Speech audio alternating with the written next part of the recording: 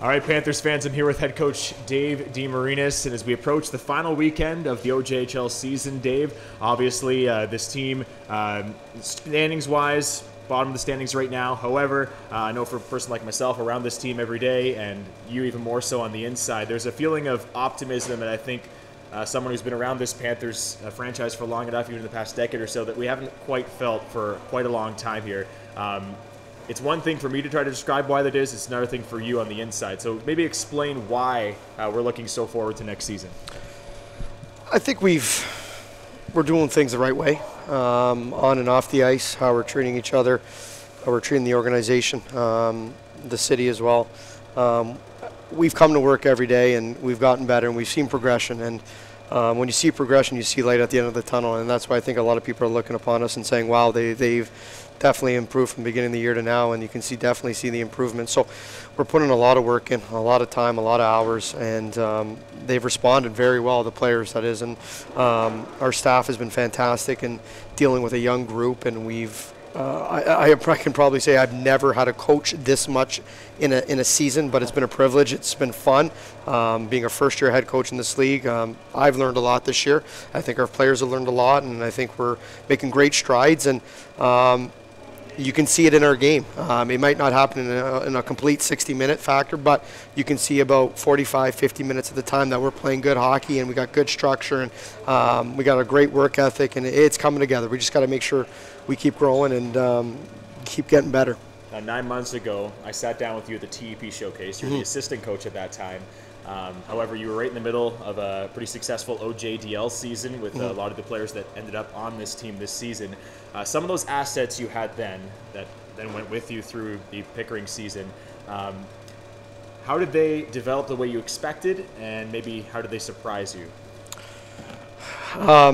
They've been fantastic. Like, if we go into detail, like an Anthony Stavru, from where he was 9 months ago to where he is now, it's unbelievable. And it's a credit to his work ethic and his desire of the game, the love of the game. A kid that was undrafted as a 16-year-old come into this league and basically put himself on the map.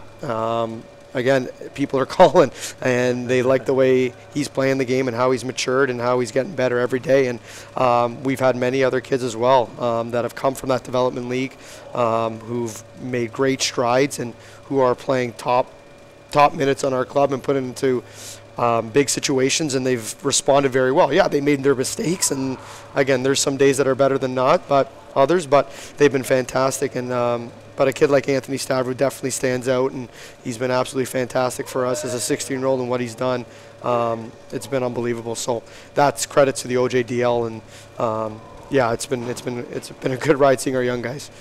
And you touched on it a little bit there in that question, people calling about Anthony Stavru.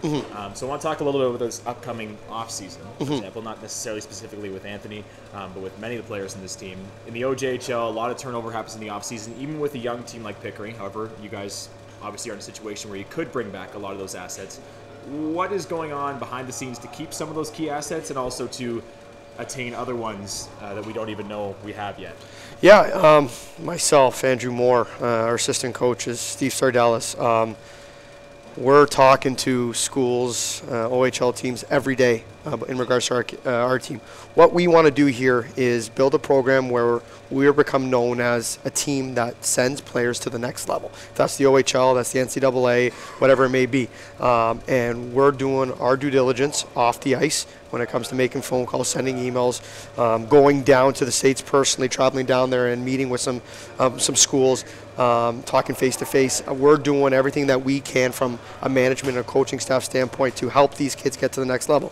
From the other side, when we're always looking to improve our club, 100%. And probably ever since November, we've been in a rink every night when it doesn't come to our team. It's for looking at other players to make our team better. We're always looking to make this team better, and we want this program to keep growing. And you know what? You got to always keep looking and looking everywhere. I mean, from the States all the way from St. Catharines to Belleville, you got to keep your finger on the pulse, turn over every rock, and keep looking for good talent that will fit this organization and what we're trying to do. And we see guys like TJ and Alex on the bench with you night after night. maybe some of those other guys that we don't see so often here in Pickering. What are their specialties? What are they doing even right now as we close this season, preparing for that next season? Well, our scouting staff's right now looking to fill out our rookie camp and looking for some minor midget players that'll be from our area. We got some really good minor midget programs in our area and that are, again, just down the street from us or even right here in Ajax Pickering. So Marty's been, again, taking a harder look at those kids. We have the good thing about our staff, we got a lot of good relationship with a lot of midget coaches as well. So when it comes to the GTHL, we have a couple head coaches that we know very well that are working with us as well. Maybe they're not part of our staff, but we're having conversations with them every day. They're keeping their fingers on the pulse with us, and then we're going out every day as well, every weekend that we can, to watch these players play. So it's been really good, and everyone's pulling their weight, and that's what you need, right? To have a successful organization, you need a couple people pushing the bus. We've been talking about the local movement here with Pickering for a long time. We talked about that with you 9 months ago, that same interview at the TP Showcase. But now looking forward to that next season home opener, what more do you see this team doing to get more local on the ice, off the ice, improving the on-ice experience, improving the off-ice experience for that game in October or September next year? Yeah, I'm hoping we're looking down the road till at opening day. We went through our pain this year. We went through our growing pain this year. We're ready to win. We're ready to take that next step. There's no holding back. I don't like to lose. Our management team doesn't like to lose, but we know we had to put in the time this year. Things don't change overnight, and we knew that. And we're going to have to teach this group, and we're going to have to teach them over the course of the summer to how to work out. And we're looking at every way possible to get these kids better that we have in our organization right now, and to bring in some more unique pieces that are going to help us in the future. So if we sit down a couple months from now, I'll be saying we're ready to take the next step. We're no more messing around. We're going to put the city on the map when it comes to the OJHL, and we're going to start winning more hockey games than we're losing, and turning more heads than we have already. What about that fan experience element to it? The fans coming to the game here at Pickering, what can they expect maybe looking forward to next season? I know you have some ideas already. Yeah. We're going to be a much heavier team to play against. That's the way we want to play. We want to be heavy. That's strong in all three areas of the ice. We want to play fast. We want to play the right way. We're looking for kids that they're going to see a team that's going to be playing with a lot of structure, but also letting their talent dictate the pace of the play, right? So we're looking for kids that are able to play that way, they're coachable, that want to be coached, that want to get better, and they're going to, again, people are going to see a team that's going to be fast, physical, heavy in all areas of the ice, and again, playing the right way. And looking up at the Northeast standings right now this year, a fan just looking at the standings right now, you see the Trenton, you see the Coburgs, the Whitbys, these guys with impossible point totals, it seems, this season. However, next year, a lot of these teams are built to win this year. It's going to be a lot harder in the summer to continue to put those point totals up next season.